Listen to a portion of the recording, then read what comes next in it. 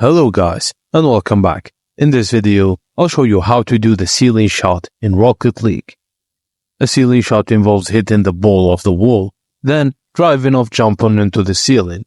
You can use the flip reset obtained from your car's contact with the ceiling to add the momentum to the ball at a crucial moment. Begin by hitting the ball off the side wall to launch it into the air. Drive or jump onto the ceiling. This is crucial for setting up the shot. Let your car fall off the ceiling without using your jump. This step ensures you retain your flip for the shot.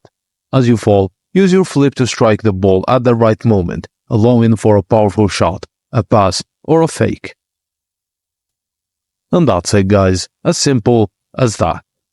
While ceiling shots may not be as common in the current meta due to the time it takes to execute them, they remain valuable tool in defensive strategy. Thank you guys for watching, and please don't forget to like and subscribe for more.